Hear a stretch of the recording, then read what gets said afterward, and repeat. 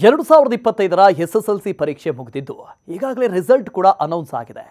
ಫಲಿತಾಂಶ ಬಂದಿರೋ ಕಾರಣ ಎಸ್ಎಸ್ಎಲ್ಸಿಯ ನಂತರ ಮುಂದೇನು ಅನ್ನೋ ಪ್ರಶ್ನೆ ವಿದ್ಯಾರ್ಥಿಗಳಿಗೆ ಎದುರಾಗಿದೆ.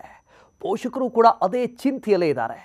ಎಸ್ಎಸ್ಎಲ್ಸಿಯ ನಂತರ ಏನು ಮಾಡಬೇಕು, ಯಾವ ಕೋರ್ಸ್ ಆಯ್ಕೆ ಮಾಡಿಕೊಳ್ಳಬೇಕು ಅನ್ನೋ ಬಗ್ಗೆ ಕಂಪ್ಲೀಟ್ ಡೀಟೇಲ್ಸ್ ಈ ವಿಡಿಯೋದಲ್ಲಿ ಹೇಳ್ತೀವಿ ನೋಡಿ. ಎಸ್ಎಸ್ಎಲ್ಸಿ ವಿದ್ಯಾರ್ಥಿಗಳ ಜೀವನದ ಪ್ರಮುಖ ಘಟ್ಟ. ಕಾರಣ 1ನೇ ಕ್ಲಾಸ್ನಿಂದ ಎಸ್ಎಸ್ಎಲ್ಸಿಯವರೆಗೂ ವಿದ್ಯಾರ್ಥಿ ಜೀವನದಲ್ಲಿ ಯಾವುದೇ ಆಯ್ಕೆಗಳಿರೋದಿಲ್ಲ. ಎಲ್ಲರೂ ಎಲ್ಲವನ್ನೂ ಓದಬೇಕು. ಮೊದಲ ಬಾರಿಗೆ ಎಸ್ಎಸ್ಎಲ್ಸಿಯ ಬಳಿಕ ಇವರಿಗೆ ಬೇಕಾದ ಕೋರ್ಸ್ ಮಾಡಬಹುದು. ತುಂಬ ಆಪ್ಷನ್ಸ್ ಇರೋದ್ರಿಂದ ಯಾವ ಕೋರ್ಸ್ ಮಾಡಬೇಕು ಅನ್ನೋ ಸಂದಿಗ್ಧ ಪ್ರಶ್ನೆ ವಿದ್ಯಾರ್ಥಿಗಳು ಮತ್ತು ಪೋಷಕರಿಗೆ ಎದುರಾಗೋದು ಕಾಮನ್. ಸಾಮಾನ್ಯವಾಗಿ ಎಸ್ಎಸ್ಎಲ್ಸಿಯ ಬಳಿಕ ಎಲ್ಲರೂ ಚೂಸ್ ಮಾಡೋದು PUCಯಲ್ಲಿ ಬೇರೆ ಬೇರೆ ಕೋರ್ಸ್ಗಳಿಗೆ ಪ್ರವೇಶಾತಿ ಪಡೆಯಬಹುದು. ಈ ಕೋರ್ಸ್ನಲ್ಲಿ 3 ವಿಭಾಗಗಳಲ್ಲಿ ಅಂದರೆ ಸೈನ್ಸ್, ಕಾಮರ್ಸ್, ಆರ್ಟ್ಸ್ ವಿಭಾಗಗಳಲ್ಲಿ ಓದಬಹುದು. ನಿಮಗೆ ಯಾವುದು ಸೂಕ್ತ ಅನಿಸುತ್ತೆ ಆ ಕೋರ್ಸ್ನಲ್ಲಿ ಅಧ್ಯಯನ ಮಾಡಬಹುದು. ಅಷ್ಟೇ ಅಲ್ಲ, ಎಸ್ಎಸ್ಎಲ್ಸಿಯ ನಂತರ ಡಿಪ್ಲೊಮೊ ಇಂಜಿನಿಯರಿಂಗ್ ಮಾಡೋದಕ್ಕೂ ಕೂಡ ಅವಕಾಶ ಇದೆ.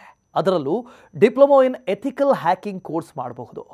ಕಂಪ್ಯೂಟರ್ ಮತ್ತು IT ಕ್ಷೇತ್ರದಲ್ಲಿ ಈ ಕೋರ್ಸ್ಗೆ ಭಾರಿ ಡಿಮಾಂಡ್.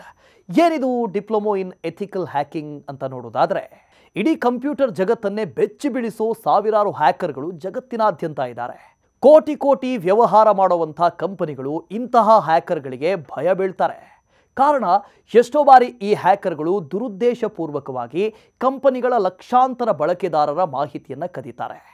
ಇಂತಹ ಅಪಾಯದಿಂದ ಪಾರಾಗುವುದಕ್ಕೆ ಬಹುತೇಕ ಕಂಪನಿಗಳು ತಮ್ಮ ಕಂಪ್ಯೂಟರ್ ವ್ಯವಸ್ಥೆ ಅಥವಾ ನೆಟ್ವರ್ಕ್ ವ್ಯವಸ್ಥೆಯನ್ನು ಬಲಪಡಿಸುವುದಕ್ಕೆ ನಂಬಿಕಸ್ಥ ನೈತಿಕ ಹ್ಯಾಕರ್ಗಳನ್ನು ನೇಮಕ ಮಾಡಿಕೊಳ್ತಾರೆ. ಅದಕ್ಕಾಗಿ ಎಥಿಕಲ್ ಹ್ಯಾಕಿಂಗ್ ಕೋರ್ಸ್ ಮಾಡಬೇಕಾಗತ್ತೆ. ಕೋರ್ಸ್ನಲ್ಲಿ ಕಳ್ಳ ಹ್ಯಾಕರ್ಗಳು ಬಳಸುವಂಥ ಹಲವು ತಂತ್ರಗಳ ಬಗ್ಗೆ ಹೇಳಿಕೊಡಲಾಗುತ್ತೆ. ಎಥಿಕಲ್ ಹ್ಯಾಕಿಂಗ್ ಮುಖ್ಯ ಉದ್ದೇಶ ಕಂಪನಿಯ ನೆಟ್ವರ್ಕ್ ವ್ಯವಸ್ಥೆಯನ್ನು ಕಾಪಾಡೋದು.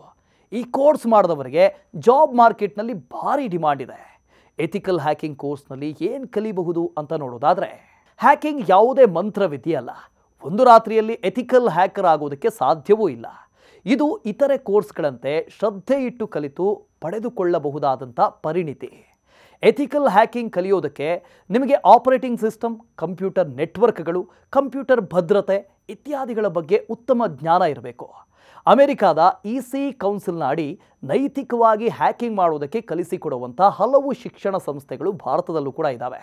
Introduction to ethical hacking, foot printing and reconnaissance, scanning networks, enumeration, system hacking, trojans and backdoors, viruses and worms, sniffers, social engineering, denial of service, session hijacking web servers, hacking web applications, SQL injection, hacking wireless networks, evading IDS, firewalls and honeypots, buffer overflow, cryptography ಮತ್ತು penetration ಟೆಸ್ಟಿಂಗ್ನ ಬಗ್ಗೆ ಕಲಿಯಬಹುದು.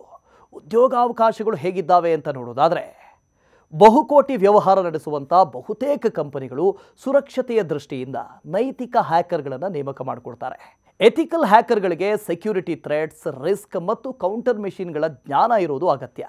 System administrators, security editor, hacking tool ಅನಾಲಿಸ್ಟ್ಗಳಿಗಿಂತ ಹೆಚ್ಚು ಜ್ಞಾನ ಬಯಸುವಂಥ ಉದ್ಯೋಗ ಇದು. ಹೆಚ್ಚಿನ ಕಂಪನಿಗಳು ಪ್ರತಿಭಾನ್ವಿತ ನೈತಿಕ ಹ್ಯಾಕರ್ಗಳಿಗೆ ತಮ್ಮ ಕಂಪನಿಯಲ್ಲಿ ಸ್ಥಾನ ನೀಡ್ತವೆ. ಹೀಗಾಗಿ ಉದ್ಯೋಗಾವಕಾಶ ಉತ್ತಮವಾಗಿದೆ.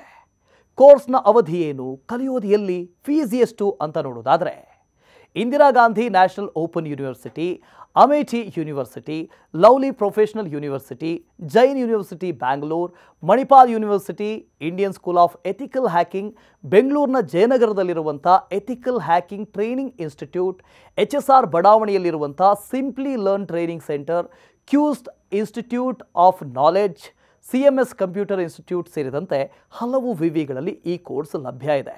ಇದು 1 ವರ್ಷದಿಂದ 3 ವರ್ಷದ ಡಿಪ್ಲೊಮೊ ಕೋರ್ಸ್ ಆಗಿದೆ. ಫೀಸ್ 20,000ದಿಂದ 2 ಲಕ್ಷದವರೆಗೆ ಇರುತ್ತೆ. ಮತ್ತಷ್ಟು ಇಂಟ್ರೆಸ್ಟಿಂಗ್ ಕಂಟೆಂಟ್ಗಾಗಿ ನ್ಯೂಸ್ ಫಸ್ಟ್ ಎಜುಕೇಷನ್ ಚಾನಲ್ನ ಫಾಲೋ ಮಾಡಿ.